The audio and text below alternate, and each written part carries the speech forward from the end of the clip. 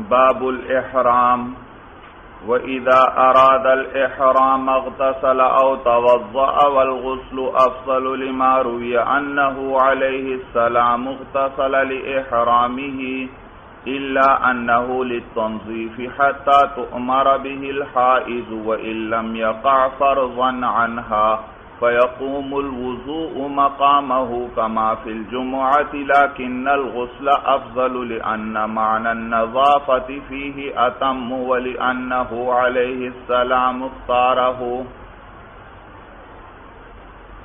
بھئی گزشتہ سبق میں حج کا طریقہ میں نے بیان کیا تھا اور آپ کو بتلایا تھا کہ حج 3 قسم پر ہے. حج افراد ہے، حج تمتع ہے اور حج قران ہے. اور یاد رکھیے ہمارے نزدیک حج قران افضل ہے. بھائی افضل ہے کیونکہ اس میں ایک ہی ساتھ حج اور عمرے دونوں کا احرام باندھا جاتا ہے. طریقہ تو آپ اچھی طرح سمجھ گئے ہوں گے.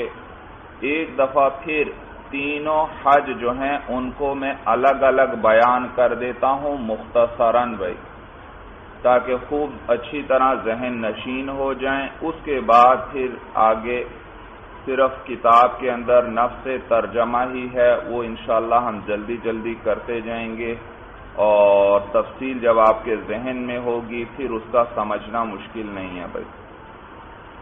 تو سب سے پہلے حج افراد کا طریقہ میں بیان کرتا ہوں. بھائی حج افراد جو ہے، افراد یفرد، افراد کا معنی الگ کرنا.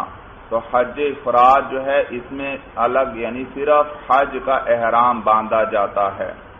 تو لہذا حاجی جو ہے وہ میقات سے یا بلکہ اپنے گھر سے وہ حج کا احرام باندھ لے گا، 2 چادریں باندھ لے گا اور پھر اس کے بعد جو ہے وہ احرام کی 2 رکعت سنت جو ہیں وہ پڑھ لے گا اور اس کے بعد پھر وہ نیت کرے اور تلبیہ کہے تو اس کا احرام شروع ہو گیا. اور میں نے آپ کو بتلایا تھا احرام ان 2 چادروں کا نام نہیں بلکہ احرام انسان کی اس حالت کا نام ہے جس میں اس پر پابندیاں آ جاتی ہیں بہت سی بھائی. لہذا شروع میں جب یہ جو 2 چادریں پہن لی تو پہنتے ہی محرم نہیں بنا، بلکہ جب وہ 2 رکعت پڑھ لی اس کے بعد جب اس نے نیت کی اور تلبیہ کہہ دیا اب احرام اس کا شروع ہو گیا، احرام کی پابندیاں شروع ہو گئیں. اور پھر اس کے بعد یہ حج افراد والا آئے گا، حرم پہنچ گیا تو آ کر طواف قدوم کرے گا. اور طواف قدوم ہمارے نزدیک سنت ہے، واجب نہیں ہے. اور اس حج کے اندر بھی اس نے چونکہ سعی کرنی ہے تو اگر ابھی سے وہ حج کی سعی کرنا چاہتا ہے چاہے اسی طواف کے بعد حج کی سعی کر لے، چاہے اگلے جو چند دن مکہ میں ہے اس میں کسی بھی طواف کے بعد کیا کر لے، حج کی سعی پہلے سے کرنا چاہتا ہے کر سکتا ہے کیونکہ یہ احرام اس نے کون سا باندھا ہوا ہے، حج کا. تو اگر اسی کے بعد کرنا چاہتا ہے حج کی سعی تو بھی کر سکتا ہے. چند دن مکہ میں مقیم ہے اس میں کسی وقت کرنا چاہتا ہے کر سکتا ہے. لیکن جب بھی سعی کرنے لگے پہلے کیا کر لے گا، اس سے پہلے ایک طواف کر لے گا. اور اس طواف کے اندر چونکہ اس کے بعد سعی کرنی ہے اور ہر وہ طواف جس کے بعد سعی ہو اس میں اضطباع بھی کیا جاتا ہے یعنی دائیں کندھے کو ننگا کیا جاتا ہے. اور پہلے 3 چکروں میں رمل کیا جاتا ہے یعنی وہ پہلوانوں کی طرح طاقت کا اظہار کرتے ہوئے کندھے ہلاتے ہوئے چلے گا. تو جب یہ حج افراد والا پہنچ گیا یا مثلا پہلے ہی طواف کے بعد کیا کرنا چاہتا ہے، حج کی سعی بھی، تو پہلے ہی طواف کے اندر کیا کر لے، استباع بھی کر لے اور رمل بھی پہلے 3 چکروں میں کر لے. پھر جب یہ طواف پورا ہو جائے تو اس کے بعد طواف کی جو 2 رکعتیں ہیں واجب الطواف وہ بھی پڑھ لے گا. وہ اگرچہ مقام ابراہیم کے پاس پڑھنا افضل ہے لیکن ہجوم زیادہ ہو تو وہاں نہیں پڑھنی چاہیے. خود بھی انسان تکلیف میں مبتلا ہوتا ہے طواف کرنے والوں کو بھی مصیبت میں ڈال دیتا ہے، تو مسجد میں کسی بھی جگہ پر وہ ادا کر سکتا ہے۔ تو پھر وہ جب 2 رکعتیں بھی ادا کر دیں، طواف مکمل ہوا، اب سعی کرے گا تو سعی صفا سے ابتدا ہوگی، مروہ پر پہنچے گا تو 1 چکر ہوا، واپس صفا پر آئے گا تو 2 چکر ہو گئے، اس طرح 7واں چکر مروہ پہاڑی پر مکمل ہوگا۔ لیکن جب یہ سعی کر لی، اب بال وغیرہ نہیں کٹوانے، کیونکہ آپ کوئی عمرہ نہیں کر رہے بلکہ یہ کون سا احرام ہے؟ حج کا احرام، تو بال وغیرہ کٹوانا یہ تو اس وقت ہے جب انسان احرام سے نکلنے لگے، احرام سے حلال ہونے لگے بھائی، تو لہذا بال وغیرہ بھی نہیں کٹوانے۔ اسی طرح اب حالت احرام میں ہی مکہ میں رہنا ہے، اس دوران جتنے طواف کرنا چاہے انسان طواف کر سکتا ہے۔ اور پھر جب 8ویں ذی الحجہ آ جائے، یہ یوم الترویہ کہلاتا ہے، 8ویں دن فجر کی نماز پڑھ کر اس کے بعد آپ مینا چلنے کی تیاری کرے، اور مینا کے اندر ظہر، عصر، مغرب، عشاء اور اگلے دن کی فجر، یہ 5 نمازیں پڑھنا سنت ہیں، واجب نہیں بلکہ سنت ہیں۔ تو یہ وہاں جا کر یہ نمازیں پڑھ لے گا، اور پھر یہ جب فجر کی نماز پڑھ لی، یہ 9ویں ذی الحجہ ہے، یوم عرفہ ہے، اب عرفات کی تیاری کرے، عرفات کی طرف چلے۔ اور میں نے بتلایا تھا مینا سے آگے چلیں تو پہلے مزدلفہ آتا ہے، پھر اس کے بعد عرفات کا میدان آتا ہے، تو یہاں سے عرفات چلا جائے۔ اور وقوف عرفات میں نے بتلایا یہ حج کے اندر فرض ہے، اگر یہ رہ گیا تو حج ہی نہیں ہوا۔ اور اس کا وقت شروع ہوتا ہے 9ویں ذی الحجہ کو، زوال کے بعد اس کا وقت شروع ہوتا ہے اور اگلے دن کی فجر تک اس کا وقت رہتا ہے۔ اس دوران ایک لمحے کے لیے بھی اگر حاجی عرفات آ گیا تو اس کا فرض ادا ہو گیا۔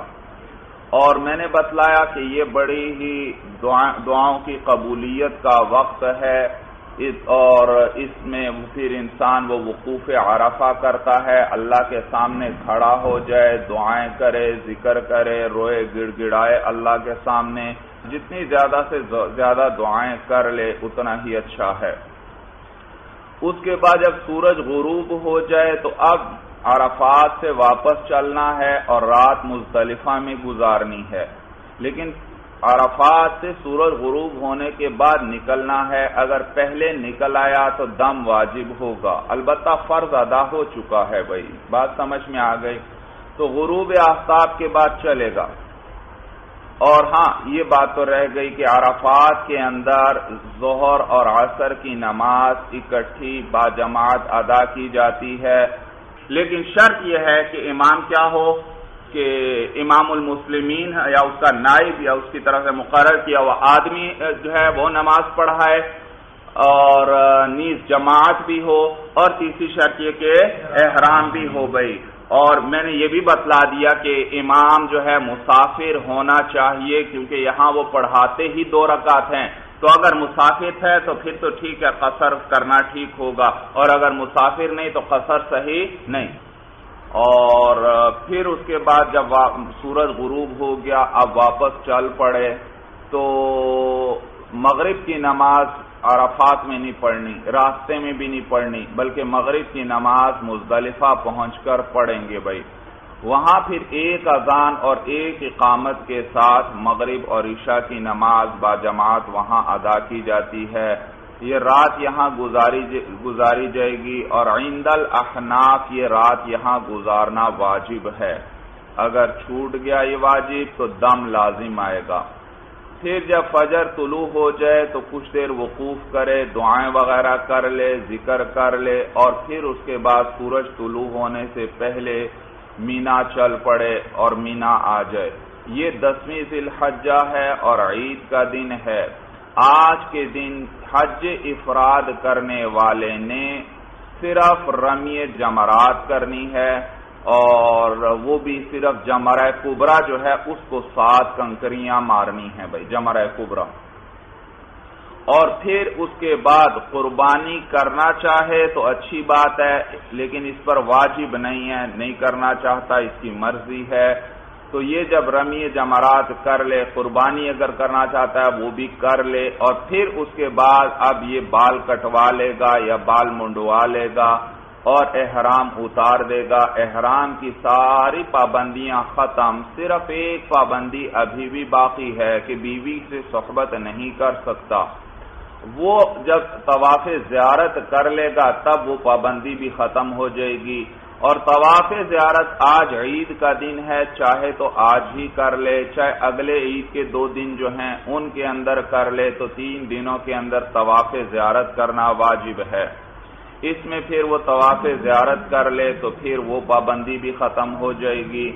تو یہ طواف زیارت کر لے، چاہے اسی دن کرے چاہے اگلے 2 دنوں میں کرے، اور اگر حج کی سعی پہلے نہیں کی تھی تو وہ بھی اس طواف زیارت کے بعد کر لے گا۔ اور پھر اگلا دن جب آئے گا 11 تاریخ 11 ذی الحجہ، تو اب تینوں جمرات کی رمی کرنی ہے۔ پہلے جمرہ صغریٰ کو 7 کنکریاں مارے گا، پھر جمرہ وسطیٰ کو، اور اس کے بعد جمرہ کبریٰ کو۔ 12 تاریخ کو بھی اسی طرح ترتیب سے تینوں جمرات کی رمی کرنی ہے بھائی، بس اس کے بعد حج کے افعال مکمل ہو گئے، حج کے افعال مکمل ہوئے، اور صرف ایک طواف وداع جو ہے وہ اس کے ذمے باقی ہے۔ تو لہذا 12 تاریخ کو مینا سے مکہ آ جائے، لیکن اگر 12 تاریخ گزر گئی، 13 کی فجر طلوع ہو گئی اور حاجی ابھی مینا ہی میں تھا، تو 13 تاریخ کی رمی بھی اس پر واجب ہو جائے گی۔ تو اس دن بھی پھر تینوں جمرات کو اسی ترتیب سے کنکریاں مارے، اور پھر اس کے بعد مکہ آ جائے گا۔ اب واپسی سے پہلے صرف کیا باقی ہے؟ طواف وداع باقی ہے۔ اور اس میں بھی میں نے بتلایا تھا کہ طواف زیارت کے بعد اگر انسان کوئی بھی طواف کر لے تو یہ طواف بھی کس کے قائم مقام ہو جائے گا؟ طواف وداع کے قائم مقام ہو جائے گا۔ اگرچہ اس نے نیت تو نہیں کی تھی کہ یہ آخری طواف ہے میرا، لیکن وہ خود بخود کیا بن جائے گا؟ طواف وداع بن جائے گا۔ تو اس طرح یہ حج کے افعال مکمل ہو گئے بھائی۔ طریقہ سمجھ میں آیا؟ یہ تھا حج افراد کا طریقہ۔ اس کے بعد حج تمتع کا بھی یہی طریقہ، معمولی سا فرق آئے گا کہ حج تمتع کے اندر جو ہے وہ یہاں سے عمرے کا احرام باندھے گا، حج کا نہیں۔ اگر حج کا احرام، حج کی نیت کر لی حاجی نے تو حج کا احرام شروع ہو جائے گا بھائی۔ صورت سمجھ میں آ گئی؟ تو لہٰذا وہ حج افراد پھر بن جائے گا۔ لہٰذا اس میں خصوصاً خیال رکھے، یہاں سے وہ عمرے کی نیت کر کے چلے گا، اور جب حرم پہنچ گیا وہاں پہلے طواف کر لے گا، اس میں بھی اسی طرح اضطباع ہوگا، رمل ہوگا، کیونکہ یہ عمرہ کر رہا ہے، اس کے بعد سعی بھی کرنی ہے، پھر اس کے بعد سعی بھی کر لے گا، اور پھر سعی کر لی، عمرہ مکمل ہوا، اب سر کے بال منڈوا لے یا چھوٹے کروا لے اور احرام اتار دے۔ احرام کی پابندیاں ختم ہو گئیں، اب یہ متمتع جو ہے یہ مکہ میں رہے، جتنے طواف وغیرہ کرنا چاہے کر سکتا ہے، احرام کی کوئی پابندی اس پر نہیں ہے، جبکہ حج افراد کے اندر احرام ہی کی حالت میں رہتا تھا، اس پر سب پابندیاں ہوتی تھیں۔ تو یہ حلال ہو کر وہاں رہے گا۔ پھر جب 8ویں تاریخ آئے گی، یوم ترویہ آئے گا، تو پھر یہ حج کا احرام باندھے گا، اور حج کا احرام یہی حرم سے ہی اپنی جگہ سے ہی باندھ لے، اور پھر بہتر یہ ہے کہ مسجد الحرام آ کر وہ 2 رکعتیں سنت جو ہیں احرام کی وہ پڑھ لے، اور تلبیہ کہہ لے اور نیت کر لے احرام کی، حج کے احرام کی، تو یہی نیت بھی کر لے، تلبیہ کہہ لے، یہ حج کا احرام شروع ہو گیا۔ اور اگر چاہتا ہے حج کی سعی ابھی یہ کرنا چاہتا ہے تو یہ بھی ابھی کر سکتا ہے، لیکن اس سے پہلے کیا کر لے؟ ایک طواف کر لے، اس میں اضطباع بھی کرے، اس میں رمل بھی کرے، پھر اس کے بعد سعی بھی کر لے، لیکن سعی کے بعد اب بال نہیں کٹوانے، کیونکہ یہ احرام کون سا ہے؟ حج کا ہے، عمرے کا احرام اب نہیں ہے، تو اب حج کے افعال کرنے کے بعد جا کر یہ احرام اتارے گا بھائی۔ تو لہذا پھر یہ سعی کر لے یہیں پر اور چلا جائے پھر مینا، وہاں وہ 5 نمازیں ادا کرے، اگلے دن فجر کی نماز ادا کرنے کے بعد عرفات چلا جائے گا اور وقوف عرفات کرے گا. ظہر اور عصر کی نماز اکٹھی اسی طرح ادا کی جائے گی. لیکن شرط یہ ہے کہ امام کیا ہو کہ امام المسلمین یا اس کا نائب یا اس کی طرف سے مقرر کیا ہوا آدمی جو ہے وہ نماز پڑھائے اور نیز جماعت بھی ہو. اور تیسری شرط یہ کہ احرام بھی ہو بھائی. اور میں نے یہ بھی بتلا دیا کہ امام جو ہے مسافر ہونا چاہیے کیونکہ یہاں وہ پڑھاتے ہی 2 رکعت ہیں. تو اگر مسافر ہے تو پھر تو ٹھیک ہے قصر کرنا ٹھیک ہوگا اور اگر مسافر نہیں تو قصر صحیح نہیں. طریقہ سمجھ میں آ گیا بھائی. ورنہ اپنے اپنے وقت میں اسی طرح پڑھیں گے. پھر غروب آفتاب کے بعد وہاں سے چل پڑے اور مزدلفہ آئے. مزدلفہ میں اسی طرح مغرب اور عشاء کی نماز اکٹھی ادا کی جائے گی. اور پھر اس کے بعد سورج طلوع ہونے سے ذرا پہلے مینا روانہ ہو جائے. مینا آ جائے. یہ عید کا دن ہے. اسی طرح بھائی پہلے دن جو ہے وہ صرف جمرہ کبریٰ کو 7 کنکریاں مارنی ہیں اس نے. اور حج افراد میں تو یہ 7 کنکریاں مارنے کے بعد اس کی مرضی تھی قربانی کرے یا قربانی نہ کرے. تو اس کے بعد پھر وہ حلال ہو جاتا تھا, احرام اتار دیتا تھا. لیکن یہ حج تمتع کرنے والا ہے اب تو اب اس صورت میں اس پر حج کی قربانی واجب ہے. لہذا یہ رمی جمرات کر لے گا تو اس کے بعد پھر یہ قربانی کرے گا. پھر اس کے بعد اب یہ احرام اتارے گا بھائی اور بال وغیرہ منڈوا دے گا اور احرام اتار دے گا. باقی ساری پابندیاں ختم. لیکن ابھی چونکہ طواف زیارت نہیں کیا لہذا بیوی ابھی بھی حلال نہیں اس کے لیے. پھر یہ چاہے تو اسی طرح ان 3 دنوں میں سے جس وقت چاہے طواف زیارت کر لے. اور اگر سعی پہلے نہیں کی تھی 8 تاریخ کو تو اب کرنی پڑے گی, وہ بھی سعی بھی کر لے. پھر اس کے بعد 11 تاریخ کو اب 3 اور جمرات کو اسی طرح ترتیب سے کنکریاں مارنی ہیں. 12 تاریخ کو بھی اسی ترتیب سے 3 جمرات کو کنکریاں مارنی ہیں. 13 تاریخ کی رمی اسی طرح اختیاری ہے. اگر نہیں کرنا چاہتا تو پہلے ہی مکہ چلا جائے. اور اگر 13 کی فجر طلوع ہو گئی اور یہ مینا ہی میں تھا تو 13 تاریخ کو بھی 3 جمرات کی رمی کرنا پڑے گی. اور پھر اس کے بعد یہ مکہ چلا جائے گا. حج کے تمام افعال مکمل ہو چکے ہیں. اب صرف اس کے ذمے کیا باقی ہے؟ طواف وداع باقی ہے. تفصیل سمجھ میں آ رہی ہے بھائی. تو فرق کیا ہے حج افراد والے سے؟ حج افراد والے کا احرام شروع سے آخر تک رہتا تھا جبکہ حج تمتع والے کا احرام عمرے کے بعد ختم ہو جاتا تھا, پھر 8ویں کو دوبارہ شروع ہوتا تھا. اور نیز دوسرا فرق کیا آیا کہ حج افراد میں قربانی واجب نہیں تھی, اس کے اندر قربانی واجب ہے. باقی سارے افعال ایک جیسے ہیں. تیسرا طریقہ ہے حج قران کا. حج قران بالکل وہ حج افراد کی طرح ہے لیکن صرف اتنا فرق ہے کہ اس کے اندر شروع میں ایک عمرہ بھی کرنا پڑے گا. کیا کرنا پڑے گا؟ تو حج قران کے اندر حج اور عمرے دونوں کا احرام باندھ کر چلے گا, دونوں کی نیت کرے گا. حج افراد میں صرف کس کا احرام تھا؟ حج کا. حج تمتع میں صرف عمرے کا, شروع میں صرف عمرے کا احرام باندھا تھا. اور حج قران میں شروع سے کیا کرے گا؟ دونوں کی نیت کرے گا اور احرام باندھ کر چلے گا بھائی. اور پھر جا کر پہلے عمرہ کرے گا. لیکن عمرے کے بعد پھر اس نے بال نہیں کٹوانے, بال چھوٹے نہیں کروانے, کیونکہ یہ احرام صرف عمرے کا نہیں ہے بلکہ حج کا بھی ہے. لہذا عمرہ ادا کر کے اب باقی دن مکہ ہی میں رہے گا, اسی طرح احرام کی حالت میں احرام کی پابندیوں کے ساتھ. اور ہاں ان دنوں کے اندر یہ بھی اگر چاہتا ہے حج کی سعی کر لے تو پہلے کر سکتا ہے. اور اس کا کیا طریقہ کہ سعی سے پہلے اسی طرح ایک طواف کر لے پھر سعی کر لے بھائی. اور پھر اسی طرح 8ویں تاریخ کو یہ چلا جائے گا, 5 نمازیں مینا میں پڑھے گا, اگلے دن جائے گا عرفات چلا جائے گا 9ویں تاریخ کو, پھر مغرب کے بعد واپس چلے گا, مزدلفہ میں رات گزارے گا, پھر اگلے دن جو ہے جب سورج طلوع ہونے سے پہلے مینا کی طرف چل پڑے گا اور یہ عید کا دن ہے، آج کے دن اسی طرح یہ 7 کنکریاں مارے گا جمرہ کبریٰ پر، اور اس پر حج کی قربانی بھی واجب ہے، تو یہ قربانی بھی کرے گا۔ اس کے بعد اب یہ کیا کر لے، بال کٹوا لے یا بال چھوٹے کروا لے، احرام اتار دے، احرام کی باقی پابندیاں ختم، لیکن بیوی ابھی بھی حلال نہیں۔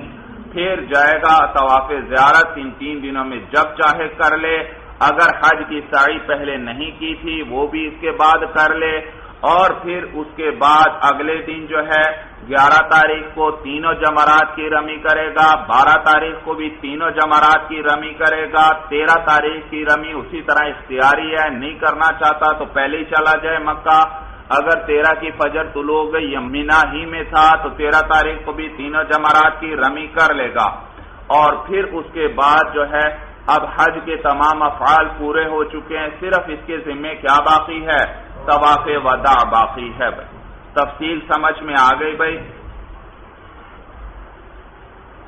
جی اب آئیے بھائی، اب دیکھیے کتاب پر، اب انہی کی جو چیزیں میں نے آپ کو بتلا دی انہی میں تفصیل وہ بیان کرتے جائیں گے۔ باب الاحرامی، یہ باب ہے احرام کے بیان میں۔ وَإِذَا أَرَادَ الْإِحْرَامَ اغْتَسَلَ أَوْ تَوَضَّأَ وَالْغُسْلُ أَفْضَلُ، اور جب وہ حج یا عمرے پر جو جانے والا ہے اس کا ارادہ احرام کا ہو تو غسل کر لے، او توضأ یا وضو کر لے، والغسل افضل، اور غسل افضل ہے، لما روی انہ علیہ السلام اغتسل لإحرامہ، بوجہ اس حدیث کے جس کو روایت کیا گیا ہے کہ نبی کریم صلی اللہ علیہ وسلم نے غسل فرمایا لإحرامہ، اپنے احرام کے لیے، الا انہ للتنظیف۔ ہاں آگے صاحب ہدایہ بتلاتے ہیں مگر یہ بات ہے کہ یہ جو غسل ہے یہ صاف ستھرا کرنے کے لیے، یعنی اپنے آپ کو صاف ستھرا کرنے کے لیے ہے، حتی تؤمر بہ الحائض، یہاں تک کہ حائضہ کو بھی اس کا حکم دیا جائے گا، حائضہ کو بھی اس کا حکم دیا جائے گا۔ وَإِن لَّمْ يَقَعْ فَرْضًا عَنْهَا، اگرچہ یہ اس کی طرف سے فرض واقع نہیں ہوگا۔ بھائی حائضہ ہے، وہ تو حیض کی حالت میں درمیان میں اگر غسل کر لے تو کیا پاک ہو جائے گی؟ نہیں، وہ تو جب حیض رکے گا پھر اس کے بعد وہ غسل کرے گی تو کیا ہوگی؟ پاک ہو جائے گی۔ لیکن یہ غسل جو ہے یہ صرف کس لیے؟ اپنے آپ کو صاف ستھرا کرنے کے لیے، لہذا اس کو بھی کہا جائے گا وہ بھی کیا کر لے؟ غسل کر لے اور اپنے آپ کو صاف ستھرا کر لے، اگرچہ یہ غسل وہ فرض غسل نہیں اس کا بنے گا، یہ صرف کس لیے ہے؟ صاف ستھرا کرنے کے لیے ہے اپنے آپ کو، بعد میں جب حیض سے پاک ہوگی تو پھر الگ غسل کرنا پڑے گا۔ یہ معنی الا انہ للتنظیف، مگر یہ جو ہے غسل ہے جو ہے صاف ستھرا کرنے کے لیے اپنے آپ کو، حتی تؤمر بہ الحائض، یہاں تک کہ حکم دیا جائے گا اس کا حائضہ کو بھی، وَإِن لَّمْ يَقَعْ فَرْضًا عَنْهَا، اگرچہ اس سے اس کا فرض واقع نہیں ہوگا، فَيَقُومُ الْوُضُوءُ مَقَامَهُ، تو وضو بھی اس کا قائم مقام ہو جائے گا۔ یہ غسل چونکہ صرف کس لیے ہے؟ صفائی کے لیے ہے، تو وضو بھی اس کا قائم مقام ہو جائے گا، کما فی الجمعۃ، جیسے جمعے کے اندر ہے، جمعے کے دن بھی غسل ہے لیکن وہ کس لیے ہے؟ اپنے آپ کو صاف ستھرا کرنے کے لیے، تو وضو بھی اس کا قائم مقام ہو جاتا ہے۔ لیکن الغسل افضل، لیکن غسل افضل ہے، لأن معنی النظافة فیہ اتم، اس لیے کیونکہ صفائی کا معنی جو ہے صاف ستھرا ہونے کا معنی اس کے اندر زیادہ کامل ہے، وَلِأَنَّهُ عَلَيْهِ السَّلَامُ اخْتَارَهُ، اور نیز اس لیے کیونکہ نبی کریم صلی اللہ علیہ وسلم نے اس کو اختیار فرمایا، حضور علیہ السلام نے غسل فرمایا تھا تو غسل افضل ہے۔ قال وَلَبِسَ ثَوْبَيْنِ جَدِيدَيْنِ أَوْ غَسِيلَيْنِ إِزَارًا وَرِدَاءً، صاحب قدوری فرماتے ہیں غسل کر لے، پھر وَلَبِسَ ثَوْبَيْنِ جَدِيدَيْنِ، اور 2 نئے کپڑے پہن لے، او غسیلین، یا دھلے ہوئے، ازارا ورداء، وہ 2 کپڑے کیا ہیں آگے تفسیر کر رہے ہیں۔ ازارا ایک تو کیا ہوگا؟ ازار ہے یعنی تہ بند ہے جس کو نیچے باندھ لے گا، ورداء، اور دوسری چادر ہے جس کو اوپر اوڑھ لے گا۔ لأنه علیہ السلام اعتذر وارتدى عند احرامه، اس لیے کیونکہ نبی کریم صلی اللہ علیہ وسلم نے اعتذر، آپ نے ازار باندھا، وارتدى اور چادر اوڑھی، عند احرامه اپنے احرام کے وقت بھائی. تو یہ ایک تو انہوں نے حدیث ذکر کر دی کہ معلوم ہوا دو کپڑے پہنے گا، دو چادریں بھائی. وَلِأَنَّهُ مَمْنُوعٌ، یہاں سے عقلی دلیل بھی ذکر کر رہے ہیں کہ یہ دو چادریں کیوں اوڑھے گا، کیوں پہنے گا. کہتے ہیں بھائی اس لیے کیونکہ یہ جو محرم ہوتا ہے اس کو سلے ہوئے کپڑے پہننے سے روکا گیا ہے، اس سلے ہوئے کپڑے پہننے کی اس کو اجازت نہیں. اور لہذا اب سطر کو بھی ڈھانپنا وہ بھی اس پر ضروری ہے، تو سطر ڈھانپنے کے لیے ایک چادر یعنی ازار وہ کام دے گا، اور گرمی سردی سے بھی اپنے آپ کو بچانا ضروری ہے، تو اس کے لیے جو اوپر چادر اوڑھ لے گا وہ کام دے گی. تو معلوم ہوا یہ دو چادروں سے ضرورت اس کی پوری ہو جائے گی. تو کہتے ہیں وَلِأَنَّهُ مَمْنُوعٌ عَنْ لُبْسِ الْمَخِيطِ، اور نیز اس لیے کیونکہ یہ جو محرم ہے یہ روکا گیا ہے سلے ہوئے کپڑے پہننے سے. وَلَا بُدَّ مِنْ سَتْرِ الْعَوْرَةِ وَدَفْعِ الْحَرِّ وَالْبَرْدِ، اور ضروری ہے عورت کا سطر بھائی، یعنی شرمگاہ کا سطر جو ہے وہ اس کو ڈھانپنا ضروری ہے، اور نیز وَدَفْعِ الْحَرِّ وَالْبَرْدِ، اور گرمی اور سردی کو دور کرنا بھی ضروری ہے. وَذَلِكَ فِي مَا عَيَّنَّاهُ، اور یہ اس صورت میں ہے جو ہم نے متعین کر دی، یعنی ایک ازار اور ایک چادر ہے، اس کے لیے دونوں چیزیں پوری ہو جائیں گی.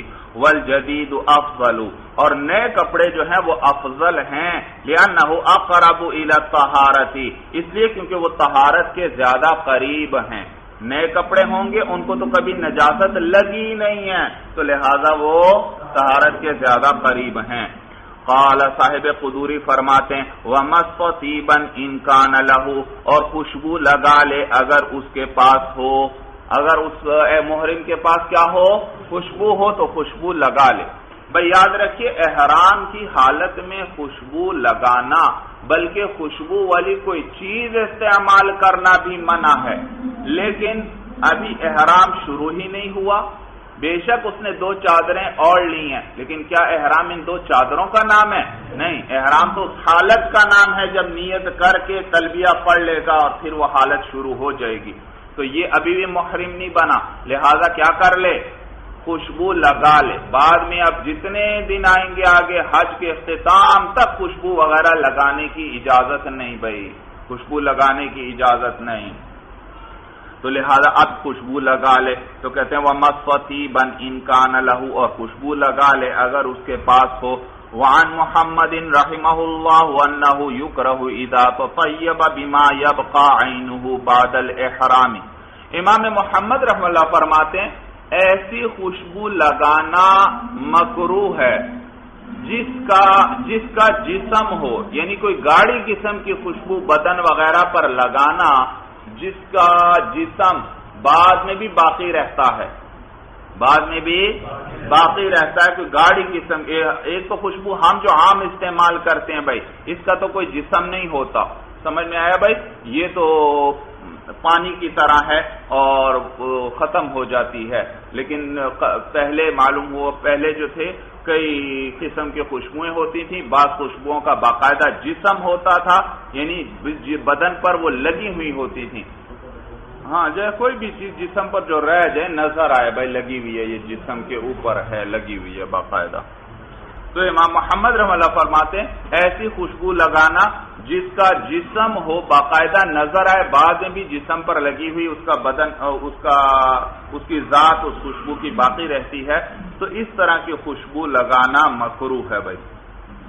باقی عام خوشبو لگانا تو وہ بھی فرماتے ہیں مکروہ نہیں، لیکن جو باقی رہنے والی ہے اس کا بدن باقاعدہ اس کی خوشبو کا جسم باقی رہتا ہے تو یہ مکروہ ہے. تو کہتے ہیں وعن محمد رحمہ اللہ، اور امام محمد رحمہ اللہ کے نزدیک انہ یکرہ اذا تطیب بما یبقى عینہ بعد الاحرام، کہ مکروہ ہے کہ جب وہ خوشبو لگائے ایسی چیز کے ساتھ کہ اس کی ذات باقی رہتی ہو بعد الاحرام، احرام کے بعد.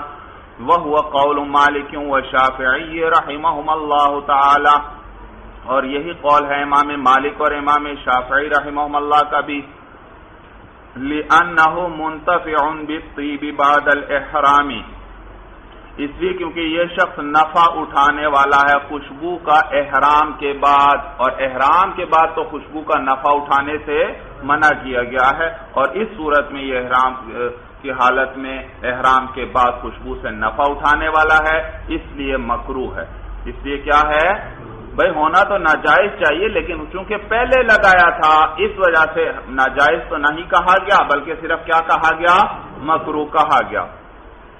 وَوَجْهُ الْمَشْهُورِ، اور مشہور قول کی وجہ، یہ جو متن میں آیا نا کہ خوشبو ہے تو لگا لے، اس کی وجہ ذکر کر رہے ہیں، کہتے ہیں وجہ المشہوری، اور مشہور قول کی وجہ جو ہے حدیث عائشہ رضی اللہ تعالی عنہا قالت كنت اطيب رسول اللہ علیہ السلام لإحرامه قبل ان يحرمه، عائشہ رضی اللہ تعالی عنہا فرماتی ہیں کہ میں خوشبو لگایا کرتی تھی نبی کریم صلی اللہ علیہ وسلم کو لإحرامه، ان کے احرام کے لیے، قبل ان يحرم، قبل اس کے کہ وہ احرام باندھیں، کہ میں نبی کریم صلی اللہ علیہ وسلم کو ان کے احرام باندھنے سے پہلے ان کو خوشبو لگایا کرتی تھی۔ بلکہ بعض روایات میں تو یہ بھی تصریح ہے کہ وہ خوشبو حضور علیہ السلام کے جو سر میں مانگ مبارک ہوتی تھی اس کے اندر بعد میں بھی چمکتی ہوئی دکھائی دیتی تھی۔ بھائی سمجھ میں معلوم ہوا وہ اس کا جسم ہوتا تھا اور بعد میں بھی وہ باقی رہتا تھا، لیکن معلوم ہوا یہ جائز ہے کیونکہ یہ احرام سے پہلے لگائی ہے۔ صورت سمجھ میں آ گئی۔ وَلِأَنَّ الْمَمْنُوعَ عَنْهُ التَّطَيِّبُ بَعْدَ الْإِحْرَامِ وَالْبَاقِي كَالتَّابِعِ لَهُ، اور نیز اس لیے کیونکہ عقلی دلیل بھی ذکر کر رہے ہیں، کہتے ہیں اس لیے کیونکہ وہ جس سے منع کیا گیا ہے وہ خوشبو لگانا ہے احرام کے بعد، اور یہ تو کیا کر رہا ہے، احرام کے شروع ہونے سے پہلے خوشبو لگا رہا ہے۔ والباقی کا تابع لہ، اور وہ جو باقی ہے بھائی خوشبو لگا لی، اس کا جو اثر وغیرہ باقی ہے، جو اس کا جسم وغیرہ باقی ہے، کا تابع لہ، وہ اس محرم کے تابع ہے، یعنی اس کے بدن کے تابع ہے۔ کس کے تابع ہے؟ بدن پر خوشبو لگائی نا، بدن پر، تو وہ اس کے بدن کے تابع ہو جائے گا، لہذا اس میں کوئی حرج نہیں ہے کیونکہ یہ اس نے پہلے لگائی اور یہ اب اسی کے بدن کی طرح ہی ہے بھائی۔ تو کہتے ہیں والباقی کا تابع لہ لاتصالہ بہ، اور وہ جو باقی رہ جائے اس کا جسم یا نشان وغیرہ، کا تابع لہ، وہ شخص کے تابع ہو جائے گا، لاتصالہ بہ، اس وجہ سے کہ یہ اس کے ساتھ ملا ہوا ہے، جڑا ہوا ہے۔ بخلاف الثوب لأنہ مباین عنہ، بخلاف کپڑے کے کیونکہ وہ کپڑا اس سے جدا ہے۔ بھئی یہ ایک اشکال کا جواب دے رہے ہیں۔ اشکال یہ کہ آپ نے ہمیں کیا کہا کہ اگر پہلے خوشبو بدن پر لگا لے گا تو یہ خوشبو چونکہ بدن کے ساتھ ملی ہوئی ہے تو یہ اس کے تابع بن جائے گی، لہذا اس میں کوئی حرج نہیں ہے، یہ بدن کی طرح ہی ہو گئی، بدن کی طرح ہی اسی کے حکم میں آ گئی۔ تو پھر تو کپڑا بھی اگر کوئی پہلے سے سلا ہوا پہن لے تو یہ بھی اس کے بدن کے ساتھ لگا ہوا ہے، یہ بھی پھر تابع ہونا چاہیے، اور پھر اس کپڑے کی اجازت ہونی چاہیے جو احرام سے اس نے پہلے سلا ہوا کپڑا پہن لیا ہے۔ کون سا کپڑا؟ سلا، تو یہ بھی تابع بن جائے گا۔ کہتے ہیں نہیں بھائی، کپڑے کو بدن کے تابع نہیں قرار دے سکتے کیونکہ خوشبو تو باقاعدہ بدن کے ساتھ جڑی ہوئی اس کے اوپر لگ گئی تھی، جبکہ کپڑا تو بدن سے جدا ہوتا ہے، لہذا اس کا وہ حکم نہیں ہے، اس کی گنجائش نہیں ہوگی، بلکہ غیر سلی ہوئی چادریں ہی اس کو اوڑھنا پڑیں گی، سلے ہوئے کپڑے کی گنجائش کسی صورت میں بھی نہیں ہے بھائی۔ لہذا اگر کوئی احرام کی حالت میں سلے ہوئے کپڑے پہن لے، آگے آپ کو بتائیں گے، اگر تھوڑی دیر تک پہنے ہیں تو پھر اس صورت میں کچھ صدقہ وغیرہ کرے گا، اور اگر زیادہ دیر تک پہنے ہیں دن کا اکثر حصہ تو پھر اس صورت میں اس پر بھی قربانی واجب ہو جائے گی، ایک دم اس پر آ جائے گا بھائی۔ تفصیل سمجھ میں آ گئی؟ تو یہ معنی بخلاف الثوب لأنہ مباین عنہ، بخلاف کپڑے کے کیونکہ وہ اس سے جدا ہے۔ قال وصلى رکعتین، جی احرام کا طریقہ میں نے آپ کو بتلایا تھا کہ کیا کرے، چادریں باندھنے کے بعد 2 رکعتیں پڑھے گا، وہ بیان آ رہا ہے۔ قال صاحب قدوری فرماتے ہیں وصلى رکعتین، اور 2 رکعتیں پڑھ لے، لما روا جابر رضی اللہ تعالی عنہ ان النبی علیہ السلام صلی بذی الحلیفۃ رکعتین عند احرامہ، بوجہ اس حدیث کے جس کو جابر رضی اللہ تعالی عنہ نے روایت کیا کہ نبی کریم صلی اللہ علیہ وسلم نے پڑھی ذی الحلیفہ کے اندر 2 رکعتیں عند احرامہ، اپنے احرام کے وقت بھائی۔ قال وقال اللهم انی اريد الحج فیسرہ لی وتقبلہ منی، قال صاحب قدوری فرماتے ہیں وقال، اور وہ محرم، وہ احرام باندھنے والا یہ کہے اللهم انی اريد الحج، اے اللہ بے شک میں حج کا ارادہ کرتا ہوں، فیسرہ لی، پس آپ اس کو میرے لیے آسان فرما دیجئے، وتقبلہ منی، اور میری طرف سے اس کو قبول فرما لیجئے۔ اللہم انی ارید الحج، اے اللہ میں حج کا ارادہ کرتا ہوں۔ معلوم ہوا کون سا حاجی ہے؟ جلدی بتائیے بھائی، جلدی، 3 طریقے میں نے بیان کر دیے۔ اللہم انی ارید الحج، شاباش، حج افراد والا ہے، تو یہاں اب یہ حج افراد کا طریقہ بیان کریں گے، پھر آگے حج تمتع کا الگ بیان کریں گے اور حج قران کا الگ۔ تو یہ صرف حج کی بات کر رہا ہے، معلوم ہوا حج افراد والا ہے۔ اگر تمتع والا ہوتا وہ کیا کہتا؟ اللہم انی ارید العمرۃ، جی، اور اگر قران والا ہوتا وہ کیا کہتا؟ ہاں، وہ حج اور عمرے دونوں کا ذکر کرتا، تو یوں کہے اللہم انی ارید الحج فیسرہ لی وتقبلہ منی، اے اللہ یقیناً میں حج کا ارادہ کرتا ہوں تو آپ اس کو میرے لیے آسان فرما دیجئے اور اس کو میری طرف سے قبول فرما لیجئے۔ لأن اداءہ، یہاں سے وجہ ذکر کر رہے ہیں صاحب ہدایہ کہ کیوں بھائی یہ دعا کیوں کرے شروع کے اندر کہ اللہ اس حج کو میرے لیے آسان فرما دیجئے؟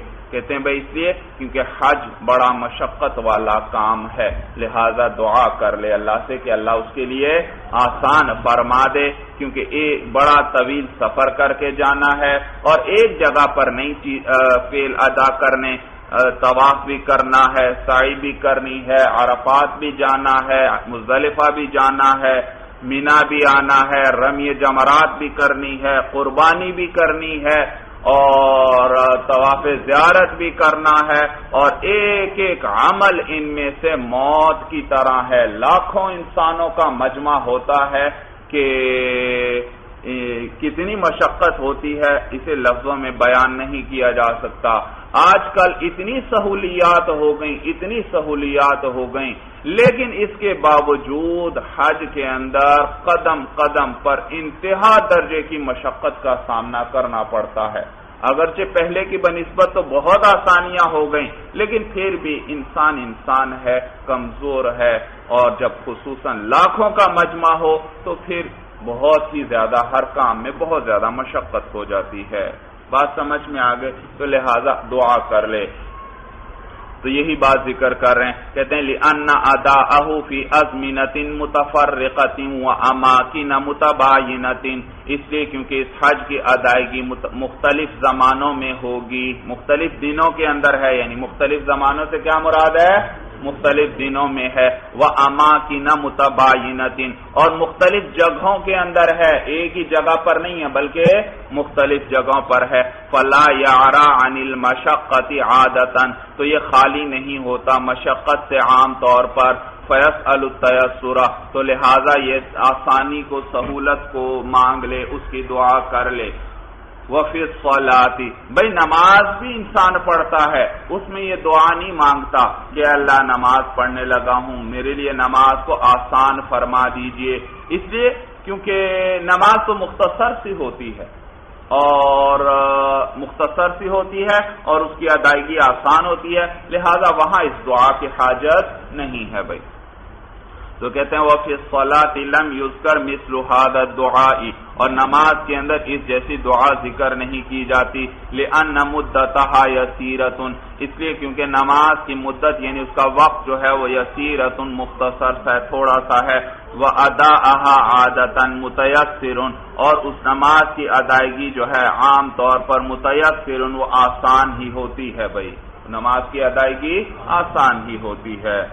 قال ثم یلبی عقیب صلاته، صاحب قدوری فرماتے ہیں ثم یلبی، پھر وہ شخص جو ہے یلبی تلبیہ کہہ لے، عقیب صلاته، اپنی نماز کے پیچھے یعنی اپنی نماز کے بعد، یہ 2 رکعتیں جب پڑھ لی اس کے بعد پھر تلبیہ کہہ لے، لما رویہ، بوجہ اس حدیث کے جس کو روایت کیا گیا ہے کہ ان نبی علیہ السلام لبا فی دبر صلاته، کہ نبی کریم صلی اللہ علیہ وسلم نے تلبیہ پڑھا فی دبر صلاته، اپنی نماز کے پیچھے، اپنی نماز کے بعد، اس کے بعد حضور علیہ السلام نے تلبیہ پڑھا تھا، لہذا یہ بھی اس کے بعد تلبیہ پڑھ لے۔ وَإِن لَبَّى بَعْدَ مَا اسْتَوَتْ بِهِ رَاحِلَتُهُ جَازَ، اور اگر یہ تلبیہ پڑھتا ہے، نماز کے بعد نہیں پڑھا تلبیہ، بلکہ تلبیہ اس وقت پڑھتا ہے جب یہ سواری پر سوار ہو جاتا ہے اور سواری اس کو لے کر کھڑی ہو جاتی ہے، تو بھی جائز ہے، تو بھی جائز ہے۔ تو کہتے ہیں وَإِن لَبَّى بَعْدَ مَا اسْتَوَتْ بِهِ رَاحِلَتُهُ جَازَ، اور اگر اس نے تلبیہ پڑھا بعد اس کے جبکہ سیدھی کھڑی ہو گئی تھی، اس کو لے کر اس کی سواری جازہ، تو یہ بھی جائز ہے۔ بعد ما استوت به راحلته جازہ، بعد اس کے کہ جب سیدھی ہو گئی تھی، بھی اس کو لے کر، راحلته اس کی سواری، تو جازہ تو بھی جائز ہے۔ ولیکن الاول افضل، لیکن اول افضل ہے، لما روینا، اس حدیث کی وجہ سے جو ہم نے روایت کر دی کہ حضور علیہ السلام نے نماز کے فوراً بعد کیا پڑھا تھا؟ تلبیہ پڑھا تھا۔ وَإِن كَانَ مُفْرِدًا بِالْحَجِّ، اور اگر وہ شخص جو ہے مفرد بالحج ہے یعنی حج افراد کرنے والا ہے، ینوی بتلبیتہ، یہ بتلبیتین، بھئی یہ کتابت کی غلطی ہے، بتلبیتہ، یہ ہا کے اوپر 2 نقطے نہیں آنے چاہیے، ہا سے پہلے ایک دندانہ ہوگا اور اس پر 2 نقطے آئیں گے، جبکہ آخر میں یہ تا نہیں ہے، یہ ہا ہے۔ ینوی بتلبیتہ، اور وہ حج افراد کرنے والا ہے تو ینوی بتلبیتہ، وہ نیت کرے گا اپنے تلبیہ سے، الحج، کس کی نیت کرے گا؟ حج کی نیت کرے گا، لأنہ عبادت والاعمال بالنیات، اس لیے کیونکہ یہ عبادت ہے اور اعمال کا دار و مدار نیتوں پر ہے۔ وَالتَّلْبِيَةُ، اب تلبیہ بتلانے لگیں کہ تلبیہ کے الفاظ کیا ہیں، کسے کہتے ہیں تلبیہ؟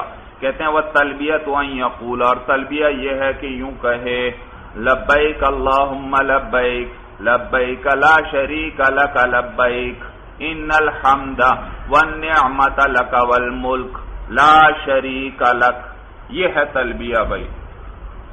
تو ترجمہ بھی اس کا سمجھ لیجئے، یوں کہے لبیک اللہم لبیک، لبیک اے اللہ میں حاضر ہوں آپ کی اطاعت اور فرما برداری کے لیے۔ لبیک کا کیا معنی؟ اے اللہ میں حاضر ہوں آپ کی اطاعت اور فرما برداری کے لیے، اور کثرت اور بار بار والا معنی بھی اس کے اندر آئے گا، جیسے کہ آپ نحو میں پڑھ چکے ہیں کہ مفعول مطلق کو کبھی تثنیہ ذکر کیا جاتا ہے کثرت اور تکرار کو بتلانے کے لیے۔ سمجھ میں آیا بھائی؟ جیسے قرآن میں آتا ہے فارجع البصر کرتین، فارجع البصر کرتین، وہاں کرتین تثنیہ آیا تو اس کا یہ معنی نہیں کہ 2 مرتبہ نظر لوٹا کر نظر ڈال لیجئے، بلکہ کثرت سے نظر ڈال لیجئے، بار بار نظر ڈال لیجئے، آپ کو ہماری بنائی ہوئی چیزوں میں کوئی عیب نظر نہیں آئے گا بھائی۔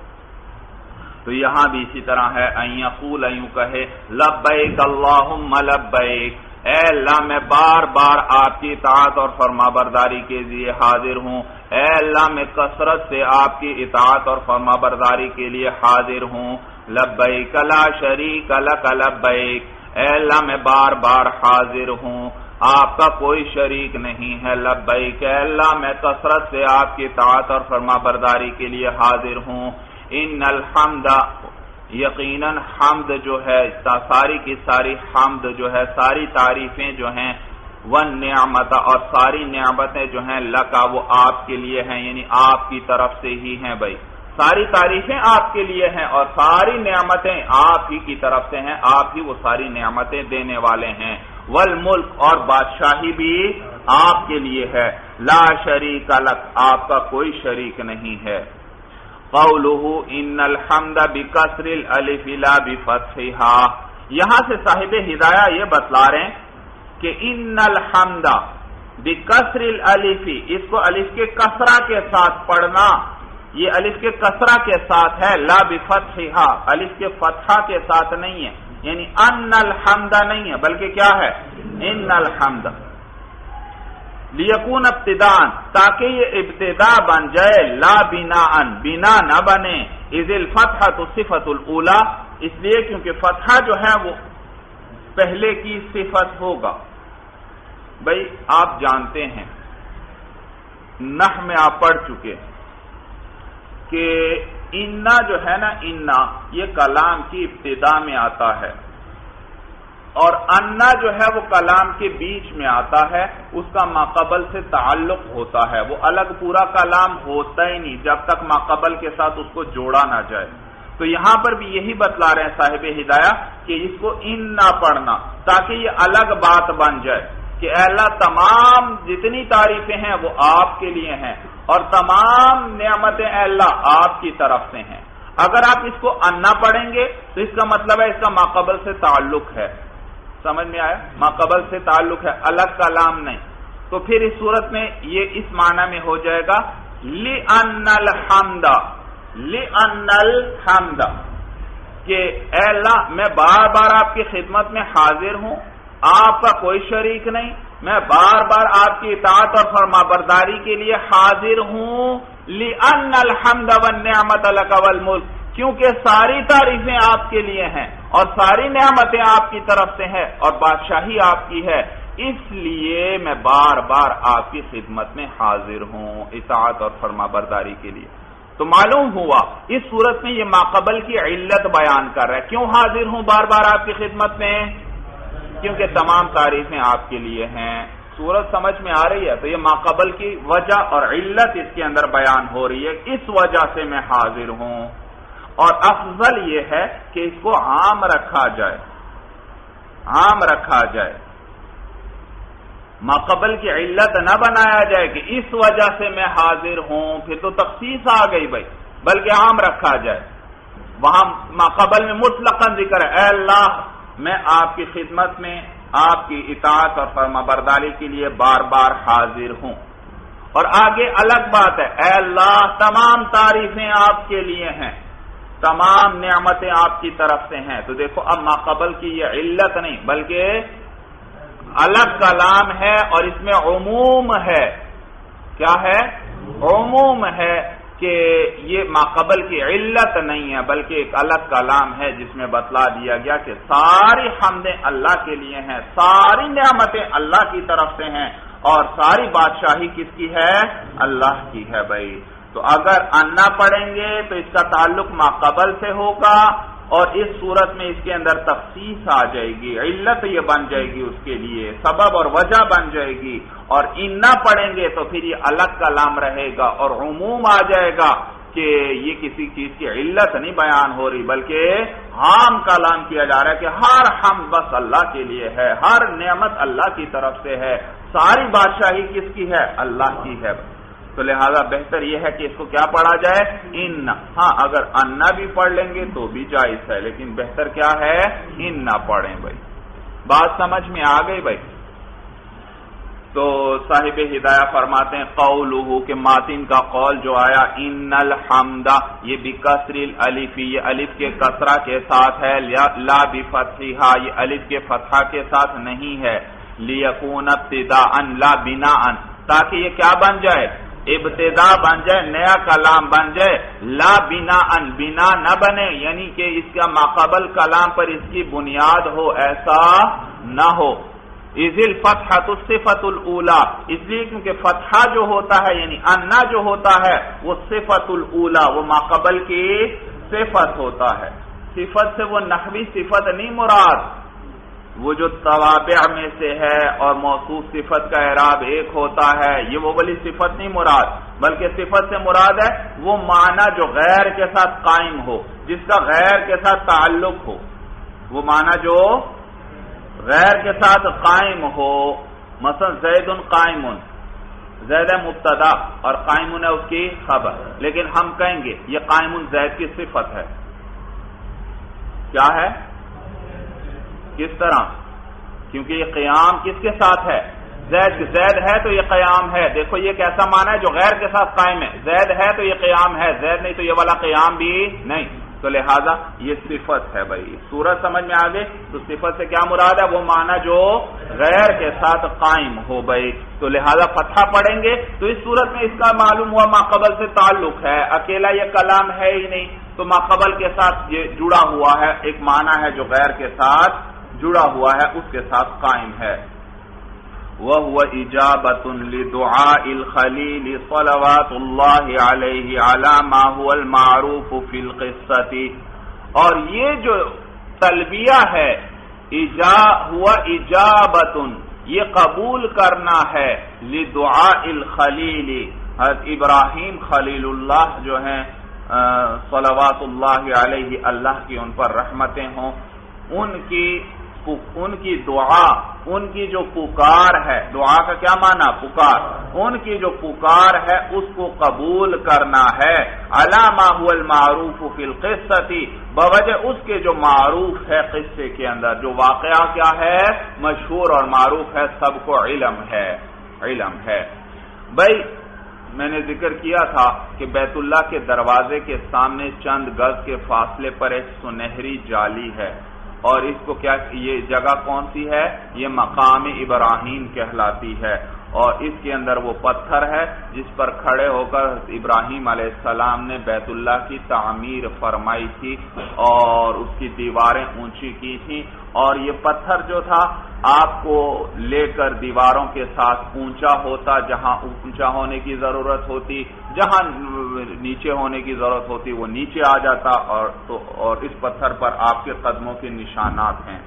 تو جب حضرت ابراہیم علیہ السلام نے بیت اللہ کی تعمیر مکمل کر لی تو اللہ کے حضور فرمانے لگے کہ اے اللہ میں نے یہ تعمیر اس کی مکمل کر دی ہے، تو اللہ کی طرف سے حکم آیا کہ اے ابراہیم اب لوگوں میں اعلان کر دو حج کا، کہ لوگ آئیں اور میرے اس گھر کا حج کریں۔ تو وہ فرمانے لگے اے اللہ میری آواز کہاں لوگوں تک پہنچے گی؟ میں یہاں پر، لوگ کوئی کہیں پر ہے، کوئی کہیں پر ہے، کیسے میری آواز ان تک پہنچے گی؟ تو اللہ کی طرف سے حکم آیا کہ آپ اعلان کیجئے اور لوگوں تک پہنچانا ہمارا کام ہے۔ تو کہنے لگے کہ اللہ میں کیسے کہوں، کیا کہوں، مجھے طریقہ بتلا دیجئے۔ تو بتلایا گیا کہ یوں کہو اے ابراہیم، یا ایھا الناس کتب علیکم حج البیت العتیق، اے لوگو تم پر اس قدیم گھر کا حج فرض کر دیا گیا ہے، یہ اعلان کر دو۔ چنانچہ حضرت ابراہیم علیہ السلام نے پکار کر کہا یہ، اور اللہ تعالی نے تمام لوگوں تک ان کی آواز پہنچا دی بھائی، تمام لوگوں تک، حتیٰ کہ وہ بچے جو ماں کے پیٹ میں تھے ان تک بھی یہ آواز پہنچا دی گئی، وہ بچے، وہ ذریت اور وہ نسل جو باپ کی پشت میں تھی ابھی اور قیامت تک ابھی آنے والی تھی، ان سب تک بھی یہ آواز پہنچا دی گئی بھائی۔ اور پھر کہتے ہیں کہ جس نے جتنی مرتبہ اس پکار کا جواب دیا، جس نے جتنی مرتبہ اس پکار کا جواب دیا، اللہ نے اس کو اتنے ہی حج وغیرہ کی توفیق نصیب فرمائی بھائی، سمجھ۔ تو دعا کرو اللہ تعالی ہم سب کو بھی بار بار وہاں پر حج کے لیے جانے اور حج ادا کرنے، حج اور عمرے وغیرہ کے لیے جانے اور وہاں حاضری کی توفیق ہم سب کو اللہ نصیب فرمائے بھائی۔ سمجھ میں آیا بھائی؟ تو یہ تلبیہ جو ہے وہ حضرت ابراہیم علیہ السلام نے جو پکار کر کہا تھا کہ لوگوں تم پر اللہ کے اس قدیم گھر کا حج فرض ہے، یہ اس کا جواب ہے کہ لبیک اے اللہ میں حاضر ہوں۔ آپ کی طرف سے پکارنے والے نے پکار کر ہمیں بلایا ہے، اے اللہ میں حاضر ہوں، میں حاضر ہوں۔ تو کہتے ہیں وَهُوَ إِجَابَةٌ لِدُعَاءِ الْخَلِيلِ صَلَوَاتُ اللَّهِ عَلَيْهِ عَلَى مَا هُوَ الْمَعْرُوفُ فِي الْقِصَّةِ، اور یہ قبول کرنا ہے حضرت ابراہیم خلیل اللہ جو ہیں صلوات اللہ علیہ، ان کی پکار کو یہ قبول کرنا ہے بوجہ اس کے جو معروف ہے قصے کے اندر، واقعے کے اندر۔ وَلَا يَنبَغِي أَن يُخِلَّ بِشَيْءٍ مِّنْ هَذِهِ الْكَلِمَاتِ، اور مناسب نہیں ہے کہ خلل ڈالے کسی چیز کا ان کلمات میں۔ ان یخل خلل ڈالنا ہے، مراد ہے کمی کرنا، اور مناسب یہ مناسب نہیں ہے کہ وہ کمی کرے کسی چیز کی ان کلمات میں سے، یعنی یہ جتنے کلمات ہیں ان کو سب کو کہے، ان میں کسی قسم کی کمی نہ کرے۔ اور یاد رکھیے یہ متن ہے بھائی، متن یہ قدوری کی عبارت ہے، وَلَا يَنبَغِي أَن يُخِلَّ بِشَيْءٍ مِّنْ هَذِهِ الْكَلِمَاتِ، یہ ساری قدوری کی عبارت ہے۔ لِأَنَّهُ هُوَ الْمَنْقُولُ بِاتِّفَاقِ الرُّوَاةِ فَلَا يَنْقُصُ عَنْهُ، اس لیے کیونکہ راویوں کے اتفاق کے ساتھ یہی الفاظ منقول ہیں۔ اکثر راوی جو روایت کرنے والے ہیں تلبیہ کو، ان سب میں اکثر میں یہی الفاظ آئے ہیں، تو یہ الفاظ منقول ہوئے راویوں کے اتفاق سے، فلا ينقص عنہ، لہذا وہ شخص اس میں کمی نہ کرے، یا یوں پڑھ لیں فلا ينقص عنہ، اس میں کمی نہیں کی جائے گی۔ وَلَوْ زَادَ فِيهَا جَازَ، اور اگر اس میں زیادتی کی تو جائز ہے، یہ بھی متن ہے، وَلَوْ زَادَ فِيهَا جَازَ، یہ بھی قدوری کا متن ہے، وَلَوْ زَادَ فِيهَا جَازَ، اور اگر اس میں زیادتی کی تو جائز ہے۔ بھئی یہ تلبیہ کی یہ الفاظ بھی کہتا ہے اور ساتھ مزید کچھ اللہ کی صفات وغیرہ ذکر کر دیتا ہے، اللہ کے حمد و ثنا والے کچھ اور اچھے اچھے الفاظ اور ملانا چاہتا ہے وہ بھی ملا سکتا ہے، لیکن کمی نہ کرے۔ ہاں اچھے الفاظ اور ملانا چاہتا ہے تو زیادتی کر سکتا ہے۔ وَلَوْ زَادَ فِيهَا جَازَ، اور اگر اس کے اندر زیادتی کی تو جائز ہے۔ خلافاً لِشَافِعِی رحمہ اللہ فی روایت الربیع عنہ، بخلاف امام شافعی رحمہ اللہ کے ان کی وہ جو روایت ہے ربیع کی ان سے، امام شافعی رحمہ اللہ سے ان کے جلیل القدر شاگرد ربیع جو ہیں رحمہ اللہ، وہ جو روایت کرتے ہیں اس کے مطابق امام شافعی رحمہ اللہ کیا فرماتے ہیں کہ زیادتی جائز نہیں ہے۔ وَاعْتَبَرَهُ بِالْأَذَانِ وَالتَّشَهُّدِ، امام شافعی رحمہ اللہ نے اس کو قیاس کیا ہے اذان اور تشہد پر۔ کس پر؟ یہ تلبیہ کو انہوں نے قیاس کیا ہے اذان اور تشہد پر، من حیث انہ ذکر منظوم، اس حیثیت سے کہ یہ ایک منظوم ذکر ہے، منظوم پرویا ہوا ذکر ہے، یعنی مخصوص الفاظ ہیں۔ منظوم سے کیا مراد ہے یہاں؟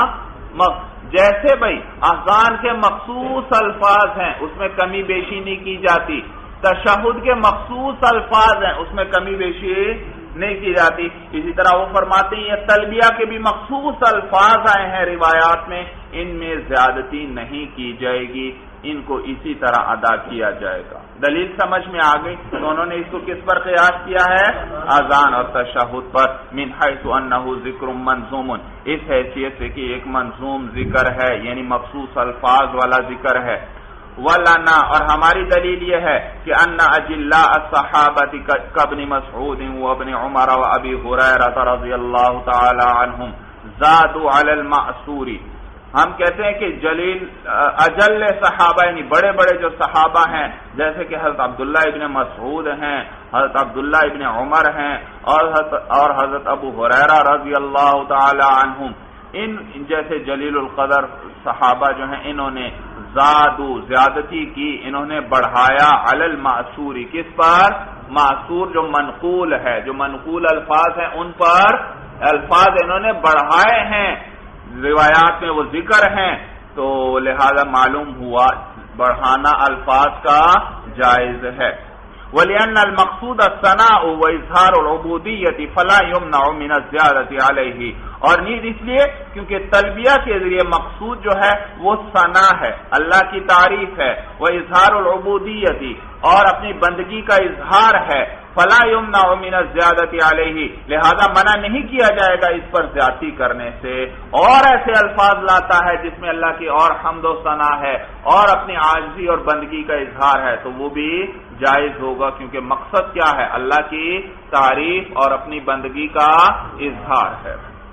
قال وَإِذَا لَبَّى فَقَدْ أَحْرَمَ يعني إِذَا نَوَى لِأَنَّ الْعِبَادَةَ لَا تَتَأَدَّى إِلَّا بِالنِّيَّةِ۔ قال صاحب قدوری فرماتے ہیں وَإِذَا لَبَّى، اور جب اس شخص نے تلبیہ کہہ لیا، فَقَدْ أَحْرَمَ، تو تحقیق وہ محرم ہو گیا، وہ حالت احرام والا ہو گیا۔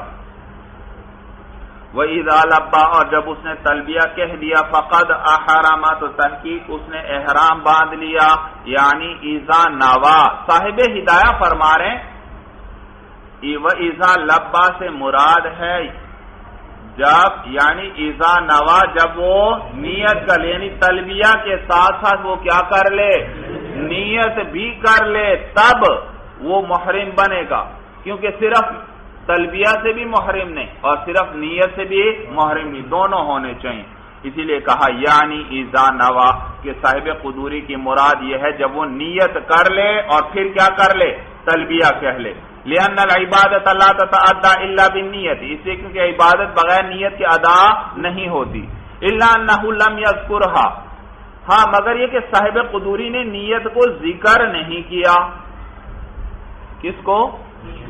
نیت کو۔ بھائی دیکھیے صاحب ہدایہ یہاں سے یہ کہنا چاہتے ہیں کہ صاحب قدوری نے صرف اتنا کہا وَإِذَا لَبَّى فَقَدْ أَحْرَمَ، جب اس نے تلبیہ کہہ دیا تو وہ محرم بن گیا، حالانکہ اور بھی کیا ضروری ساتھ؟ نیت بھی ضروری ہے، اور صاحب قدوری نے تو نیت ذکر نہیں کی، تو یہی بتلا رہے ہیں کہ نیت کو اس لیے ذکر نہیں کیا کیونکہ ماقبل میں نیت کی طرف اشارہ گزر چکا تھا۔ کہاں گزرا تھا بھائی؟ وہ پیچھے آیا تھا اللہم انی ارید الحج، میں حج کا ارادہ کرتا ہوں، یعنی حج کی نیت کرتا ہوں، تو وہاں اس دعا کے ضمن میں نیت کی طرف بھی اشارہ گزر گیا تھا، اس لیے پھر دوبارہ صاحب قدوری نے نیت کو ذکر نہیں کیا، صرف اتنا کہہ دیا وَإِذَا لَبَّى، اور جب اس نے تلبیہ کہہ دیا فَقَدْ أَحْرَمَ، تو وہ محرم ہو گیا۔ بات سمجھ میں آ گئی؟ یہ معنی ہے إِلَّا أَنَّهُ لَمْ يَذْكُرْهَا، مگر یہ کہ صاحب قدوری نے نیت کو ذکر نہیں کیا، یعنی صراحتاً ذکر نہیں کیا، لِتَقَدُّمِ الْإِشَارَةِ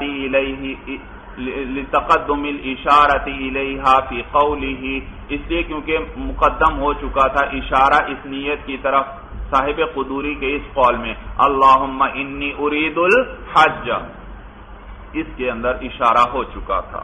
لیکن صاحب ہدایہ سے یہاں معلوم ہوتا ہے تسامح ہوا ہے، تسامح ہوا ہے، اس لیے کیونکہ ذرا آپ پچھلے صفحے پر آئیے، یہ صفحہ 255 ہے میرے پاس، وہ جو دعا آئی تھی اللہم انی ارید الحج، اس سے اگلا متن کیا ہے؟ ثم یلبی عقیب صلاتہ، پھر اس سے اگلا متن کیا ہے؟ وَإِن كَانَ مُفْرِدًا بِالْحَجِّ يَنْوِي بِتَلْبِيَتِهِ الْحَجَّ، نیت آ گئی یا نہیں آ گئی؟ اگر مفرد بالحج ہے تو نیت کرے گا اپنے تلبیہ سے، کس کی نیت؟ حج کی نیت کرے گا۔ بات سمجھ میں آ گئی؟ تو وہ صاحب قدوری صراحتاً اس کو ذکر کر چکے ہیں، درمیان میں تلبیہ کے الفاظ بتائے اور پھر کہا وَإِذَا لَبَّى، نیت تو ہو چکی ہے، جب کیا کہہ دے گا؟ اب تلبیہ بھی کہہ دے گا تو کیا بن جائے گا؟ محرم ہو جائے گا۔ بات سمجھ میں آ گئی؟ یا اس کا یہ جواب دیا جا سکتا ہے کہ شاید صاحب ہدایہ کے پاس جو قدوری کا نسخہ موجود ہو جو ان کو پہنچا ہو سکتا ہے اس کے اندر یہ والی عبارت نہ ہو، ینوی بتلبیتہ الحج، یہ والی عبارت وَإِن كَانَ مُفْرِدًا بِالْحَجِّ يَنْوِي بِتَلْبِيَتِهِ الْحَجَّ، تو صاحب ہدایہ کو شاید جو قدوری کا نسخہ پہنچا ہو اس کے اندر شاید یہ عبارت نہ ہو گئی، یہ عبارت نہ ہو، اسی لیے انہوں نے فرمایا کہ صاحب قدوری نے نیت کو ذکر نہیں کیا۔ پھر آپ کے ذہن میں اشکال آئے گا کہ عبارت تو موجود ہے یہاں پر اور آگے صاحب ہدایہ نے اس کی شرح بھی کی ہے، تو جواب یہ دیا جا سکتا ہے کہ ہو سکتا ہے اس قدوری کے اس نسخے میں یہ عبارت موجود نہ ہو، لیکن صاحب ہدایہ نے شروع میں بتلایا تھا کہ یہ متن میں نے کس کس سے ترتیب دیا ہے، کن کتابوں سے، قدوری اور جامع صغیر سے، تو ہو سکتا ہے صاحب ہدایہ نے یہ عبارت کہاں سے اخذ کی ہو، جامع صغیر سے اخذ کی ہو، اور ان کے پاس جو قدوری کا نسخہ تھا اس میں یہ عبارت نہ ہو، تو اس صورت میں صاحب ہدایہ کا اعتراض صحیح بنتا ہے کہ صرف تلبیہ کہنے سے وہ محرم نہیں بنے گا بلکہ ساتھ نیت بھی کرنا پڑے گی۔ بات سمجھ میں آ گئی بھائی؟ چلیے بس بھائی، ھذا ھو المرام، واللہ اعلم بحقیقت الکلام۔